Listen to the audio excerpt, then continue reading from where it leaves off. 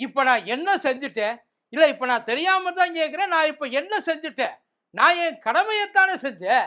எனக்கு எதுக்கு பாராட்டு விழா? அப்படின்னு சொல்லி ஐயா பயங்கரமா யார் அந்த ஐயான்னு தானே கேட்கிறீங்க. ஐயா ஜி.ஆர். சுவாமிநாதன் உள்ளுக்குள்ள அவரையே பல தடவை கேள்வியா கேட்டுக்கிட்டு திரியிறாராம். ஏன்னா, ஐயாவ பத்தி ஒரு பயோபிக்கு சாரி ஒரு பயோ புக்கு ஒண்ணு வந்து எழுதியிருக்காங்களாம். அந்த பயோபிக்ல ஐயா இதுவரைக்கும் செஞ்சது, எதனால செஞ்சது, யார் மூலியமா செஞ்சது, யார் சொல்ல சொல்லி செஞ்சது, யாருக்காக செஞ்சது அப்படின்றதெல்லாம் டீட்டெயிலிங் பண்ணி அந்த புக்கை வந்து எழுதி அதை வந்து கீழே காட்டு அப்படின்ற ஒரு பதிப்பகம் அதை வந்து வெளியிடுறதுக்கு தயாராகிடுச்சான். வரப்போற புத்தக கண்காட்சியில எல்லாரும் வாங்கி படிச்சு ஐயாவை பற்றி தெரிஞ்சுக்கிட்டு ஐயாவை பயங்கரமா ரெஸ்பெக்ட் பண்ணணும் அப்படின்னு சொல்லி ஐயாவோட அருமை பெருமையை உலகத்துக்கு எடுத்து சொல்றதுக்காக ஒரு அரும்பெரும் வேலையை பார்த்து வச்சிருந்திருக்காங்க. ஆனா கடைசியில பார்த்தா அந்த புக்கை ரிலீஸ் பண்ண விட மாட்டேன்ட்டாங்களாம். நீதிமன்றமே உள்ள பூந்து அது எப்படியா உயிரோட இருக்க ஒருத்தர், அதாவது இன்னும் பதவியில உயிரோட இருக்க ஒருத்தரை போயிட்டு நீங்க இப்படியெல்லாம் வந்து பண்ணலாமா பேசலாமா, அது வந்து நீதி அந்த இதுக்கு வந்து இழுக்கு இல்லையா, அப்படிலாம் நீங்க பண்றது தப்பு அப்படின்னு சொல்லி அந்த புக்கை தடை பண்ணி அது வெளியில வர விடாம செஞ்சு அந்த புக்கு அந்த கீழே அந்த பதிப்பகம் இருக்குல்லையா, கீழே காட்டு பதிப்பகம், அது மேல நீதிமன்ற அவமதிப்பு வழக்கையும் சேர்த்தாப்புல போட சொல்லி உத்தரவை போட்டாலாம். அந்த புக்கை ரொம்ப நாள் ஒளிச்செல்லாம் வைக்க முடியாது. என்னைக்கா இருந்தாலும் ஒரு நாளைக்கு ஐயா ரிட்டையர்மெண்ட்னு ஒன்று ஆவார் இல்லையா, இப்போ இல்லை அப்படின்னாலும் எப்படி ரிட்டையர்மெண்ட்னு வந்து தானே ஆகணும். வந்ததுக்கப்புறம் போடலாமா போடக்கூடாதா? இல்லைப்பா, அதில் இருக்கிறதுல எனக்கு என்ன ஒரு சந்தேகம்னா, அந்த புக்கு வெளியில் வரட்டும். அந்த புக்கை வந்து வெளியில் வந்ததுக்கப்புறம் அதில் வந்து ஏதாச்சும் தப்பாக சொல்லியிருந்தா, ஐயா செஞ்சதை சரியாக சொல்லியிருந்தான்னா கிடையாது, ஐயா செய்யாததை எதையும் செஞ்சதா தப்பாக சொல்லியிருந்தா அந்த நேரத்தில் அவங்க மேலே கேஸை போடலாம். அந்த நேரத்தில் அவங்கள மேலே நீதிமன்ற அவமதிப்பு வழக்கு போடலாம். இல்லை அந்த நேரத்தில் வேற ஏதாச்சும் ஒரு பெரிய ஒரு சட்டமாக கூட அவங்க மேலே தூக்கி போட்டு அவங்கள தூக்கி உள்ளே போடலாம். ஆனால் ஒன்றுமே தெரியாமல் இவங்க மட்டும் படித்து பார்த்துட்டு எப்படி தப்புன்னு சொல்ல முடியும்? இல்லைப்பா, எனக்கு அது தெரியலை. அதுதான் இப்போ நீதிமன்றம் சென்சார் போர்டாவும் மாறி நிற்குது போல. எப்படி போச்சுன்னு தெரியல. அது இனிமேல் வராது. ஆனால் கண்டிப்பாக இப்போதைக்கு வராது. ஆனால் கண்டிப்பாக ஒரு நாள் அது வந்து வெளியில் வந்தே தீரும். இப்போ நம்ம அந்த திருப்பரங்குன்ற விஷயத்துக்கு போவோமா?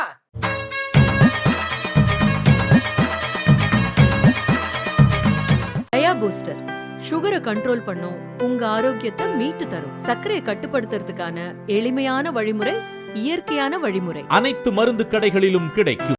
வணக்கம். இது மதியம் திருப்பாட் கூத்தடி கூத்து. இனிமே திருப்பரங்குன்றம்னா முருகன் ஞாபகத்துக்கு வரானோ இல்லையோ, கண்டிப்பா நம்ம ஐயா முதல்ல ஞாபகத்துக்கு வந்துருவார். ஐயா ஜி.ஆர். சுவாமிநாதன். தீபம் ஏத்துறப்ப எல்லாம் எல்லாரும் முருகனை நினைச்சிருந்தாலும் தீபம் ஏத்துறப்ப எல்லாம் இனிமே வந்து அங்கே இது வரைக்கும் இங்கே நம்ம உச்சி பிள்ளையார் கோயில் இருக்குல்ல, அங்கே வந்து தீபம் ஏத்துறப்ப முருகனை நினச்சிருப்போம். ஆனால் இனிமே அங்கே ஏத்துறப்ப ஒவ்வொருத்தனும் ஐயாவை நினச்சிதான் கும்பிடுவேன். ஐயா ஜி.ஆர். சுவாமிநாதன் முருக வடிவில் உருவெடுத்து வந்து நிற்பாருன்னா பார்த்துக்கங்களேன். ஏன்னா அவரால் தான் இப்போ முருகனால் அங்கே தீபம் எரிக்கல, அவரால் தான். ஏன்னா முருகனை விட பயங்கர பவர்ஃபுல் ஒரு லிவிங் பீயிங்காக இருக்கிறது வந்து ஐயா ஜி.ஆர். சுவாமிநாதன்றான் அப்படின்றது அவங்க ரொம்ப உறுதியாக நம்புகிறாங்க. இப்போ ஐயா ஜி.ஆர். சுவாமிநாதன் கொடுத்த தீர்ப்பு மேல்முறையீட்டுக்கு போச்சு. ஐயாவே வந்து பயங்கரமாக அவரோட அந்த உள்ளுக்குள்ளே இருக்க அந்த மன குமுறலை வெளியில் ரொம்ப இதுவாக கொட்டிட்டாப்புலன்னு வைங்க. என்னால் தீபம் ஏற்ற முடியாமல் போயிடுச்சு, எனக்கு வந்து அது வந்து பெரிய அவமானமாக இருக்குது அப்படின்ற ரேஞ்சுக்கு தான் அவர் வந்து அங்கே பேசினார் ஒரு விழாவில். அவர் பேசினது, நான் நீதிமன்றத்தில் அவர் பேசுனதை பற்றி பேசவே இல்லை. அவர் வெளியில் ஒரு விழாவில் பேசினார். அந்த விழாவில் பேசுனது இதுதான். இப்போ அது வந்து ஃபைனல் தீர்ப்பாக வந்து விழுந்திருக்கு. என்னென்னா, 2 நீதிபதிகள் அமர்வுக்கு போச்சு. அந்த 2 நீதிபதிகள் அமர்வுலையும் அவங்க ரொம்ப தெளிவாக என்ன பண்ணிட்டாங்க, அவர் கொடுத்த தீர்ப்பு செல்லும், அதில் எங்களுக்கு முழு சம்மதம். ஆனால் அதை சொல்கிறதுக்கு நீதிமன்றத்துக்கு முழு உரிமை இருக்குது. ஆனால் அது சொல்லும் போது சில விஷயங்களை சேர்த்து சொல்கிறாங்களே, அதுதான் கொஞ்சம் பக்குன்னு இருக்கு. வேறு எதுவும் இல்லை. அவங்க சொன்னதில் ஒரு 2 விஷயம் எனக்கு ரொம்ப கன்ஃபியூசிங்காக இருந்துச்சு. இது எப்படி அப்படின்றது. அதில் அவங்க சொன்ன ஒரு வார்த்தை, இந்த தீபத்தை அங்கே ஏற்றுனா இந்த மத கலவரம், சாதி கலவரம், அப்புறம் இனக்கலவரம் இதெல்லாம் வரும் அப்படின்னு சொல்லிட்டு கவர்மெண்ட் சொல்றத பார்த்தா எங்களுக்கெல்லாம் ஒரே காமெடியா இருக்கு. அதான் நகைப்புக்குரியதா இருக்கு அப்படின்றத அவங்க அப்படி சொல்லியிருக்காங்க. அதான் இதெல்லாம் வந்து நடக்காதுப்பா. இதெல்லாம் அவங்களோட மனப்பிராந்தி. அவங்களா எதையாச்சும் ஒண்ணு யோசிச்சுக்கிட்டா அவங்க கற்பனைக்கெல்லாம் நாங்க பதில் சொல்ல முடியுமா? கவர்மெண்ட் இப்படி எல்லாம் பண்ணலாமா? அரசியல் லாபத்துக்காக கவர்மெண்ட் இப்படி பண்ணலாமா? இத அரசியல ஆக்குனது முதல்ல யாரு? அதான் இந்த தீபத்த அரசியல் ஆக்குனது முதல்ல யாரு? கேஸ் போட்டவங்களா? இல்ல அந்த கேஸ போட்டது இது பண்ண முடியாதுன்னு சொன்னவங்களா? யார் இத முதல்ல அரசியல் ஆக்குனது? அதான் இது பண்ண முடியாதுன்னு சொல்றாப்புல இல்ல. அதெல்லாம் நகைப்புக்குரியதா இருக்குன்னு சொல்றாப்புல இல்ல. அந்த இடத்துல ஒரு சின்ன கேள்வி. இவ்வளவு தூரம் கவர்மெண்ட்ட போட்டு இவ்வளவு கிளி கிழிக்கிறீல்ல. அதான் இது இவங்க வந்து முழுக்க முழுக்க இத வந்து பொலிட்டிசைஸ் பண்றாங்க. இத முழுக்க முழுக்க வந்து மக்களுக்கு வந்து வேற ஒரு தப்பான பாதைய காமிக்கிறாங்க. சொல்றோம்ல. அப்படியே கொஞ்சம் இந்த பக்கம் திரும்பி அயோத்தியா மாத்துவோம்டா. இங்க இத திருப்பரங்குன்றத்தை நாங்க அயோத்தியா மாத்துவோம். என்ன தப்பு? அந்த தர்காவை தூக்கி மலையிலேருந்து எறிவோம். அதுக்கான எல்லா வேலையும் நாங்க பார்ப்போம் அப்படின்னு பேசினவங்கள எதையாச்சும் ஒரு சின்ன இடத்துல கண்டிச்சாங்களா? இல்ல எனக்கு தெரியல. கண்டிச்சிருந்தா அது ஒருவேளை அது என் கண்ணுல படாம இருந்தா அதுக்கு நான் மன்னிப்பு கூட கேட்டுக்கிறேன். ஆனா கண்டிச்சிருக்காங்களா? கண்டிச்சிருந்தா அதுக்கு மன்னிப்பு கேட்டுக்குவோம். இது நாள் வரைக்கும் பொதுமக்கள் இதை பத்தி அதான் இந்த கேஸ் போட்ட எல்லாரையும் இதுவரைக்கும் கோர்ட்ல தான் எல்லாம் கேஸ் நடந்திருக்கு. ஒவ்வொரு முறையும் இங்க கோர்ட்ல கேஸ் போடும்போது திருப்பரங்குன்றம் திக்கு திக்குன்னு இருக்கு. ஏதாச்சும் ஒரு பிரச்சனையில சிக்குமோன்ற ஒரு பயம் உள்ளுக்குள்ள இருக்கும். அந்த கேஸ் முடிஞ்சதுக்கு அப்புறம் மறுபடியும் எல்லாரும் மக்கள் நார்மலாகி அவன் இந்த சிக்கந்தர் மலைக்கு அந்த சிக்கந்தர் தர்காவுக்கு போறவன் அங்கே போயிடுவான். திருப்பரங்குன்றம் மலைக்கு போறவன் அங்கே போயிடுவான். மேல மலைக்கு அங்கே இதுக்கு சமணப்படுக்கைக்கு போற அங்கே மேல வந்து அனுமதி இல்லைன்னு நினைக்கிறேன். ஏன்னா தொல்லியல் துறை கட்டுப்பாட்டில் இருக்கு. மேல இந்த 2 சைடும் போறவங்க அவங்க மாட்டுக்கு நிம்மதியா அவங்க வேலையை பார்த்துட்டு சந்தோஷமா சாமி கும்பிட்டுட்டு இருந்தாங்க. என்னைக்கு இவங்க இதை கலப்ப ஆரம்பிச்சாங்களோ அன்னையில இருந்து அது அவங்க தீபத்தை மட்டும் ஏத்துவோம், அது எங்க உரிமை அப்படின்னு சொல்லியிருந்தா உண்மையிலேயே வேற யாராச்சும் பக்தி உள்ளவங்க, உண்மையில முருகன் மேல அக்கறை உள்ளவங்க, அந்த ஆன்மீகவாதிகள் யாராச்சும் கேட்டிருந்தா பரவாயில்ல. கேட்டவன் பூரா அரசியல்வாதி. அவன் ஒரு கட்சியில உட்கார்ந்து இருக்கிறாங்க. அவங்க வந்து பொழுதன்னைக்கு மடம், அந்த சாமி, அதுக்கப்புறம் இந்த படிக்கிறது போறது வர்றது அந்த மாதிரி வேலையில மட்டும் இருந்திருந்தாங்கன்னா உண்மையில அவங்க காலில் விழுந்து கும்பிட்டு எல்லாத்தையும் கூட்டிட்டு போயிருப்பாங்க. ஐயோ சாமி இப்படி பாவம், அவர் கண்ணீர் லைட்டா ஒரு சொட்டு விட்டுச்சுன்னா போதும் தாங்க மாட்டாங்க. ஆனா இவங்க எல்லாம் எதுக்கு கடந்து அலையிறாங்க அப்படின்றது எல்லாருக்குமே ரொம்ப நல்லா தெரியும். ஆனா ராம ரவிக்குமார் இல்ல நான் தெரியாம இருக்க, ராம ரவிக்குமார் அண்ணன் சாமியாரா இல்ல ஆன்மீகவாதியா, ஆன்மீக சொற்பொழிவாளரா, யார் அவரு? அவர் வந்து RSS சேர்ந்தவர். அதுல எந்த மாற்று கருத்து யாரும் கிடையாது. இந்து முன்னணி கட்சிக்கு இவருக்கு ஏதாச்சும் தொடர்பு இல்லைன்னு யாராச்சும் சொல்ல போறீங்களா? இல்ல இவருக்கு வந்து அந்த பாஜக கட்சிக்கு எந்த விதமான பழக்கமும் இல்லை, பந்தமும் இல்லை, சொந்தமும் இல்லைன்னு யாராச்சும் சொல்ல போறீங்களா? இது யார் மூலியமா இங்க போனது? அவங்க எதுக்கு இதுக்காகத்தானே தமிழ்நாடு அரசு பயந்துச்சு இவங்க கலவரம் பண்ணுவாங்கன்ட்டு. நாங்க கலவரம் தான்டா பண்ணுவோம் அப்படின்னு சொல்லி கத்தி கூட கூப்பாடு போட்டாங்க கீழே இருந்து. அதை கண்டிச்சு ஏன் நீதிமன்றம் எதுவுமே பேசல? இல்ல சார், அதை நினைச்சா தான் ரொம்ப ஆச்சரியமா இருக்கு. ஏன் அதை பண்ணல? ஏற்கனவே கேட்டாங்க. ஒருவேளை இந்த கேட்டது யாராச்சும் வந்து ஒரு பெரிய ஆன்மீகவாதியோ இல்ல பெரிய சாமி பக்தி உள்ளவரோ இல்ல பொதுமக்களால மதிக்கப்படுற யாரோ ஒருத்தர் ஒரு பேச்சு சொல்ற கிருபானந்த வாரியார் கேட்டார், கொடுக்க மாட்டேன்ட்டாங்க. ஒட்டுமொத்த தமிழ்நாடும் அவர் பின்னாடி நின்றுக்க. கிருபானந்த வாரியாரை எதிர்த்து ஏதாச்சும் பண்ண முடியும்னு இதுவரை அவருக்கு தெரியாதது உங்களுக்கு தெரிஞ்சு போச்சா? அதை ஏன் கண்டிக்கல, அதை ஏன் செய்யல? இப்ப கூட தீபம் ஏற்றுறதுக்கு அனுமதி கொடுத்துருக்கா. பொதுமக்கள் போகக்கூடாது. தேவஸ்தானம், அந்த மாவட்ட நிர்வாகம் யார் முடிவு பண்ணுதோ அவங்க போகலாம். அதான் போகலாம். கார்த்திகைக்கு தீபம் ஏத்துங்க, தப்பே கிடையாது. இவங்க அதுதான் என்ன, இவங்க போய் ஏத்துறது தான் பிரச்சனைன்னு சொன்னாங்களே தவிர தீபம் ஏத்துறது பிரச்சனை இல்லை.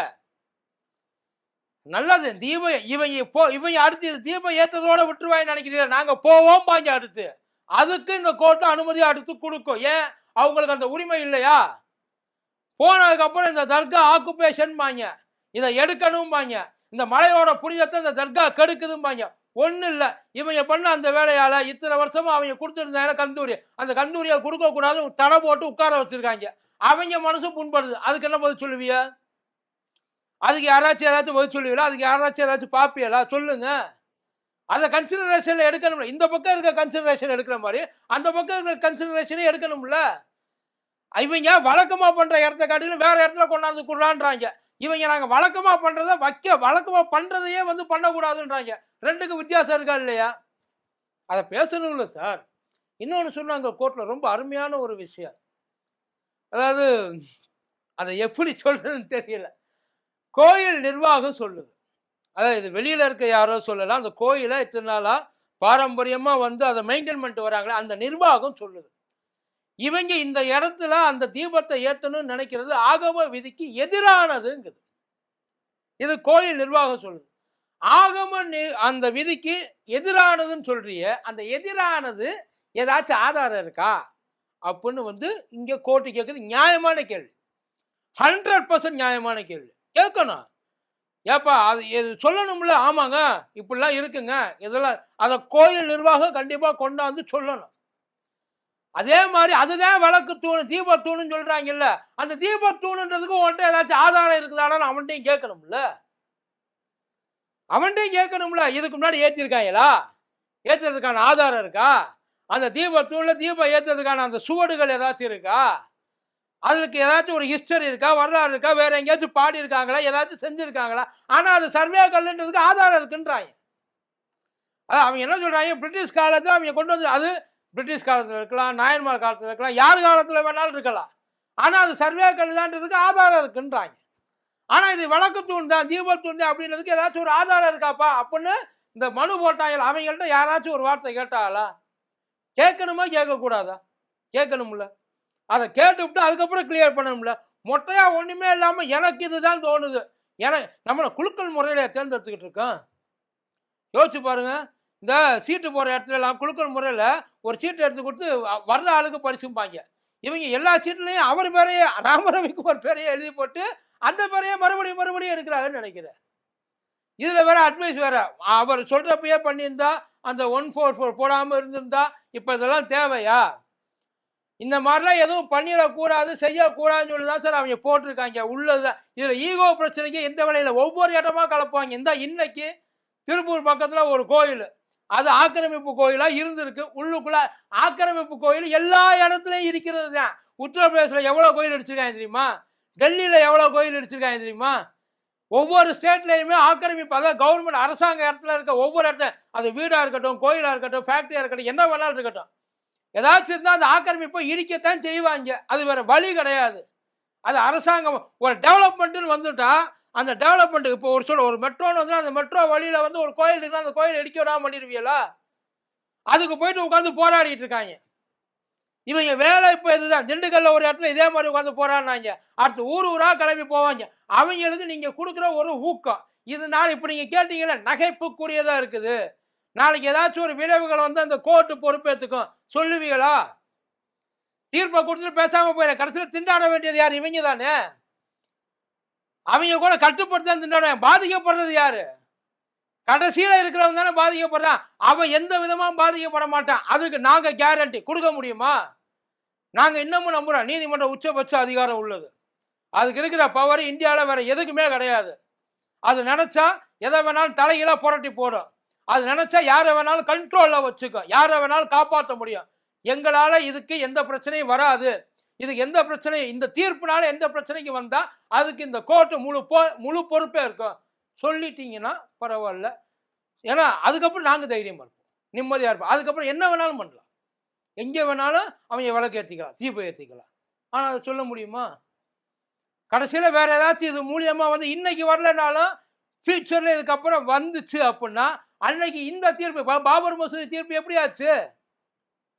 எதனால அவ்வளவு பெரிய கலவரமாச்சு? எதனால அதை தொடர்ந்து பல மசூதிகள் தாக்கப்பட்டது? ஏன் அதை பண்ணாங்க? அதுதான் இங்கேயும், வேற எதுவும் இல்லை. அதுக்கு மட்டும் உறுதிப்படுத்திட்டீங்க அப்படின்னா அது இன்னமும் கொஞ்சம் ரொம்ப நல்லா இருக்கும். அதுக்கப்புறம் என்ன வேணாலும் யார் வேணாலும் பண்ணிக்கலாம். நன்றி.